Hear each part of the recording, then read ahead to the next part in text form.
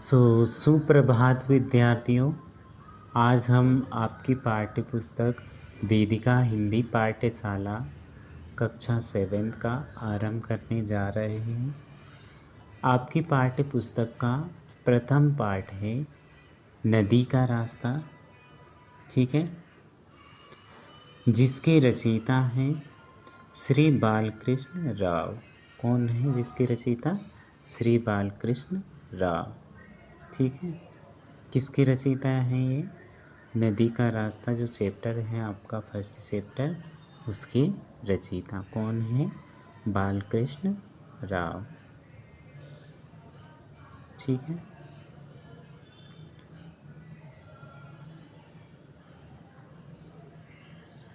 इसके लेखक हैं श्री बालकृष्ण राव।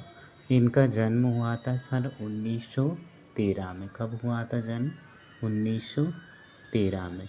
तो श्री बालकृष्ण राव का जन्म 1913 ईस्वी में हुआ था, ठीक है। कब हुआ था? 1913 ईस्वी में। श्री बालकृष्ण राव जी किसी भी जाति या संगठनों में ना पढ़कर किसी भी जाति या संगठनों में ना पढ़कर एक स्वतंत्र विचारधारा के कवि थे, ठीक है। कैसे कवि थे? स्वतंत्र विचारधारा के।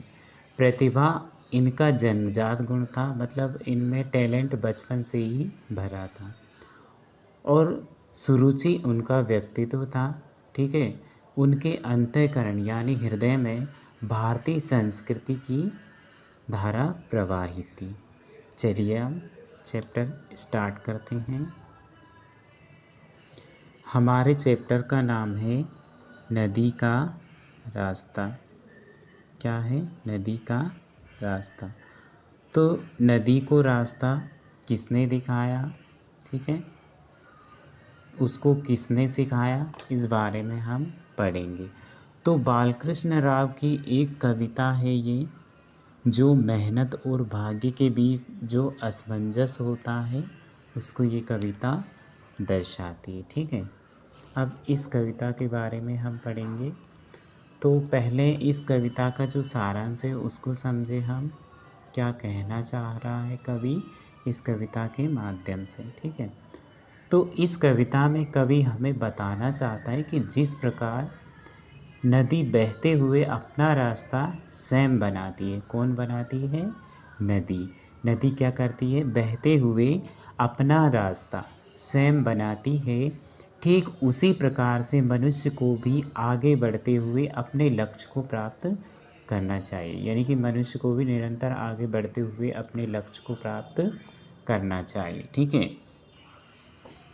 चलिए स्टार्ट करते हैं। नदी को रास्ता, नदी को रास्ता किसने दिखाया? सिखाया था उसे किसने?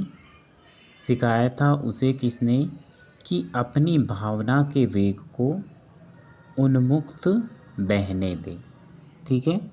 तो उपयुक्त पंक्तियों के माध्यम से, उपयुक्त पंक्तियों के माध्यम से कवि नदी को, कवि उपयुक्त पंक्तियों के माध्यम से कवि नदी को रास्ता किसने दिखाया और उसे किसने सिखाया कि वह अपना जो बहाव है उस बहाव को स्वतंत्र रूप से बहने दे। अर्थात उसको ये सलाह किसने दी, ठीक है। अर्थात उसने अपना मार्ग खुद ही खोजा है। इसका मतलब है कि नदी ने अपना मार्ग खुद ही खोजा है। उसी प्रकार, किस प्रकार? जिस प्रकार नदी अपना मार्ग स्वयं खोजती है, उसी प्रकार से मनुष्य को अपने लक्ष्य तक पहुंचने का मार्ग स्वयं ही खोजना चाहिए, ठीक है। वेग का अर्थ होता है बहाव। किसका? वेग का अर्थ होता है बहाव, ठीक है। उन्मुक्त का मतलब स्वच्छंद या फिर आज़ाद, ठीक है।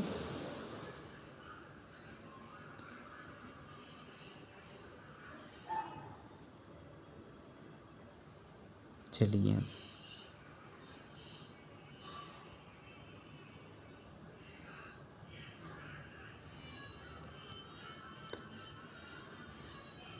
कि वह अपने लिए खुद खोज लेगी, कि वह अपने लिए खुद खोज लेगी, सिंधु की गंभीरता स्वच्छंद बहकर, सिंधु की गंभीरता स्वच्छंद बहकर। स्वच्छंद का मतलब होता है आज़ाद, ठीक है। उन्मुक्त का मतलब होता है, उन्मुक्त का मतलब होता है, उन्मुक्त का मतलब भी स्वतंत्र या आज़ाद। तो प्रस्तुत पंक्तियों के माध्यम से, इन पंक्तियों के माध्यम से, इन पंक्तियों के माध्यम से कवि कहता है कि नदी बहते हुए खुद ही सिंधु नदी में मिलने का रास्ता खोज ली, ठीक है। कौन खोज लेगी? नदी। क्या खोज लेगी? रास्ता कहाँ मिलने का? सिंधु नदी में, ठीक है। चलिए आगे। इसे हम पूछते आए युगों से, किससे? नदी से, और सुनते भी युगों से आ रहे उत्तर नदी का। कोई मुझे मुझे कोई कभी आया नहीं था राह दिखलाने, बनाया मार्ग मैंने आप ही अपना, बनाया मार्ग मैंने आप ही अपना। तो हम युगों से देखते और सुनते आए हैं, और हमने कई बार हमने पूछा भी है, पर पता है नदी यही कहती है कि उसने अपना मार्ग स्वयं ही खोजा है। उसी प्रकार मनुष्य को भी क्या करना चाहिए? अपने लक्ष्य का मार्ग स्वयं ही खोजना चाहिए। चलिए नेक्स्ट।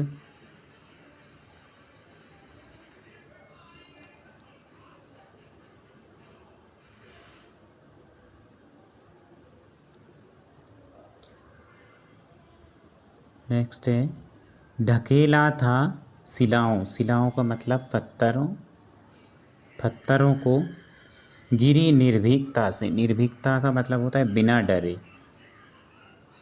मैं कई ऊंचे प्रपातों से, प्रपात मतलब झरनों से, वनों में, कंदराओं में, कंदराओं मतलब गुफाओं में, भटकती भूलती में, फूलती उत्साह से प्रत्येक बाधा विघ्न को, फूलती उत्साह से प्रत्येक बाधा विघ्न को। अब इसका अर्थ क्या होता है? तो प्रस्तुत पंक्तियों के माध्यम से कवि क्या कहना चाहता है कि कवि मनुष्य को नदी का उदाहरण देते हुए कहता है कि जिस प्रकार से नदी ने अपने मार्ग में आने वाले बड़े बड़े पत्थरों को ढकेल कर और ऊंचे ऊंचे झरनों से बिना डरे नीचे गिरी। कौन गिरी? नदी बिना डरे नीचे गिरी थी। वनों में इधर उधर भटक कर कभी अपना रास्ता भूल जाती, लेकिन हर बार क्या किया? हर बार एक नए उत्साह के साथ, हर बार एक नए उत्साह के साथ सारी समस्याओं को उसने पार कर लिया, ठीक है। चलिए आगे चलते हैं।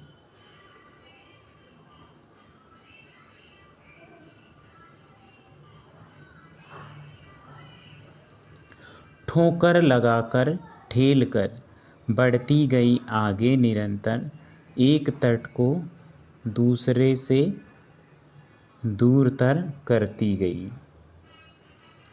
तो नदी अपने मार्ग में आने वाली हर समस्या से, उपयुक्त पंक्तियों के माध्यम से कवि कहना चाहता है कि नदी अपने मार्ग में आने वाली हर समस्या को दूर करती जाती है। उसी प्रकार मनुष्य को भी क्या करना चाहिए? अपने लक्ष्य को पाने के लिए हर समस्या से निरंतर लड़ते रहना चाहिए। बड़ी संपन्नता का अर्थ होता है धन धान्य से भरपूर। क्या मतलब होता है? धन धान्य से भरपूर। बड़ी संपन्नता के और अपने दूर दूर तक फैले साम्राज्य के अनुरूप, बड़ी संपन्नता के और अपने दूर दूर तक फैले साम्राज्य के अनुरूप।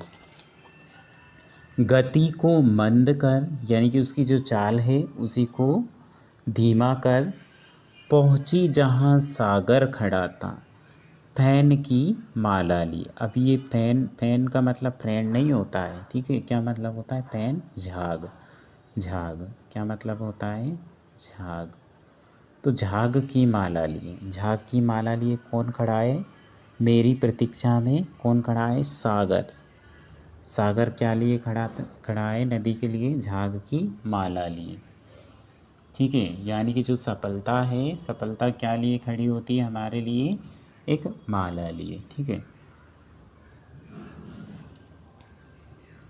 तो उपयुक्त पंक्तियों के माध्यम से कवि कहता है कि नदी अपने धन धान की संपूर्णता के साथ, अपने धन दान की संपूर्णता के साथ और दूर तक फैले अपने साम्राज्य के अनुरूप अपनी गति को, यानी कि अपनी चाल को कभी धीमा कर देती है तो कभी तेज करती हुई वहाँ पहुँच गई। कहाँ पहुँच गई? जहाँ सागर झाग रूपी माला लिए उसकी प्रतीक्षा में या उसका वेट कर रहा था, ठीक है। अर्थात उसने सागर से मिलने का जो लक्ष्य था उसे पा लिया है, ठीक है। और कहती है कि उसने अपना मार्ग स्वयं ही बनाया है, ठीक है। तो उसी प्रकार मनुष्य को भी निरंतर बाधाओं का सामना करते हुए अपना मार्ग स्वयं ही बनाना चाहिए।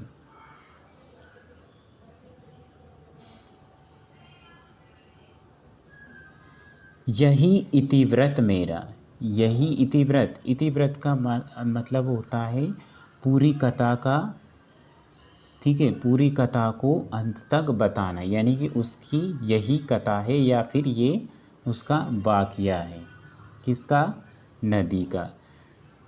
उसका कहना है कि मैंने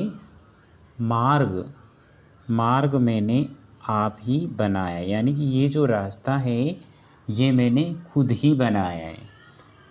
वो कहती है कि उसने अपना मार्ग स्वयं ही बनाया है, ठीक है। किसने? नदी ने। चलिए, लेकिन अब क्या हुआ? मगर भूमि का है दावा, मगर भूमि का है दावा। भूमि का मतलब पृथ्वी, धरा या फिर वसुंधरा। अब भूमि कहती है कि उसने ही बनाया था नदी का मार्ग, ठीक है। किसने बनाया था? भूमि ने। अब भूमि से तात्पर्य कवि किससे रख रहा है? भाग्य से। एक तरफ कवि किसको लेके चल रहा है? भाग्य को। भाग्य का प्रतीक किसको माना है? भूमि को, ठीक है। लेकिन भूमि कहती है कि उसने ही बनाया था नदी का मार्ग, ठीक है। अब ये असमंजस वाली स्थिति थी।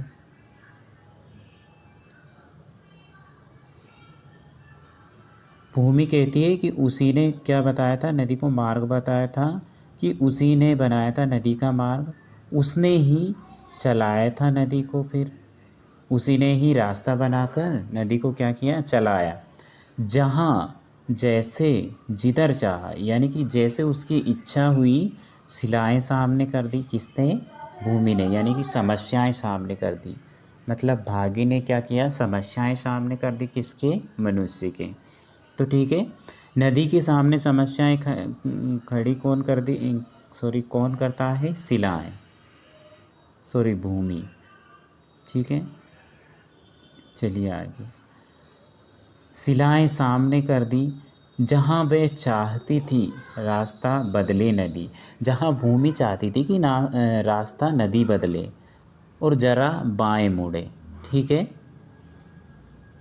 या फिर दाहिने होकर निकल जाए, या उसकी इच्छा थी भूमि की कि नदी दाहिने होकर निकल जाए।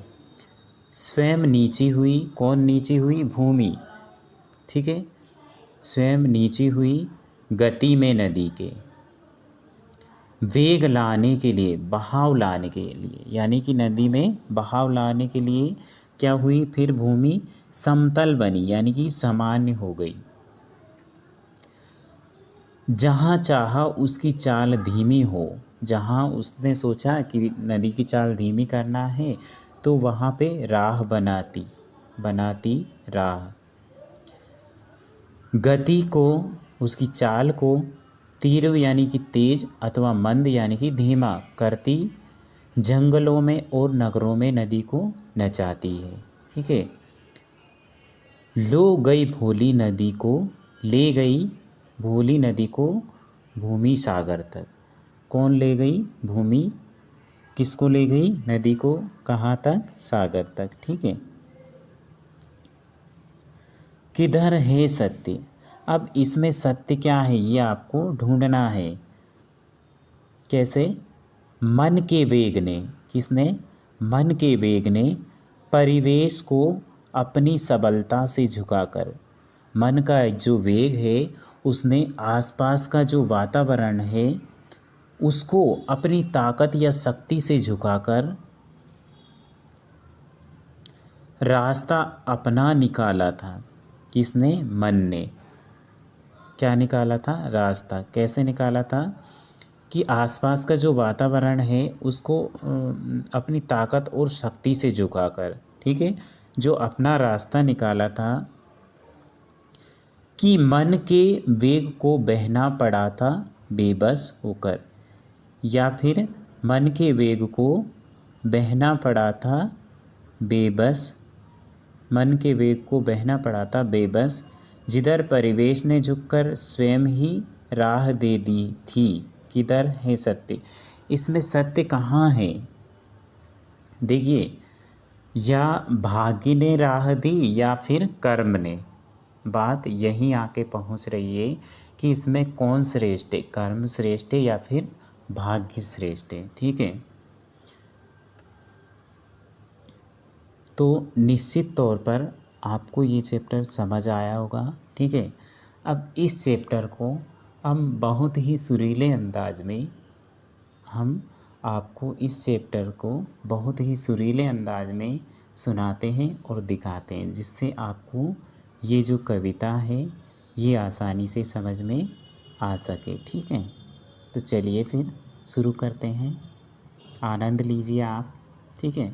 और नेक्स्ट क्लास में फिर मिलते हैं।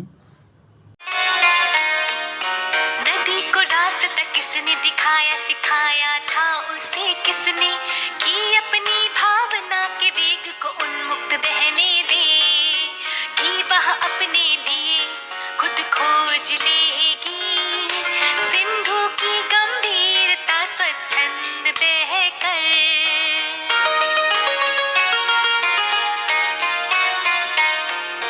इसे हम पूछते आए युगों से और सुनते भी युगों से आ रहे उत्तर नदी का मुझे कोई कभी नहीं आया नहीं था राह दिखलाने, बनाया मार्ग मैंने आप ही अपना, ढकेला था शिलाओं को गिरी निर्भीकता से मैं कई ऊंचे प्रपातों से, वनों में कंदराओं में भटकती भूलती मैं, भूलती उत्साह से प्रत्येक बाधा विघ्न को ठोकर लगा कर ठेल कर बढ़ती गई आगे निरंतर, एक तट को दूसरे से दूर तर करती रही।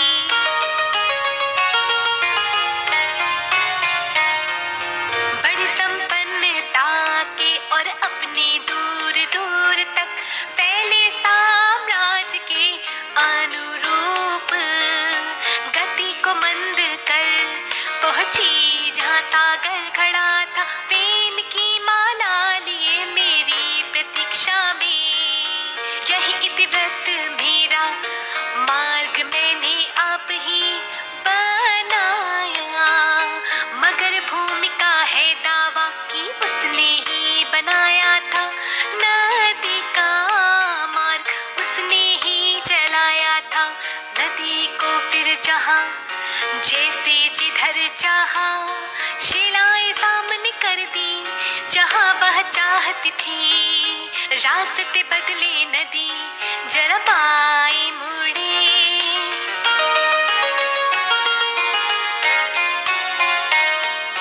या दाहिनी होकर निकल जाए स्वयं नीची हुई, गति में नदी के वेग लाने के लिए बनी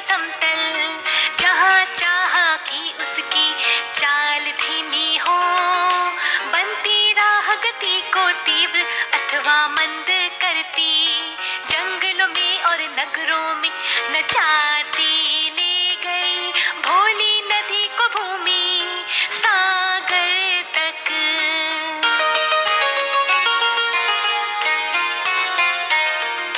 किधर है सत्य मन के वेगने, परिवेश को अपनी सबलता से झुकाकर रास्ता अपना निकाला था कि मन के वेग को बहना पड़ा था बेबस, जिधर पर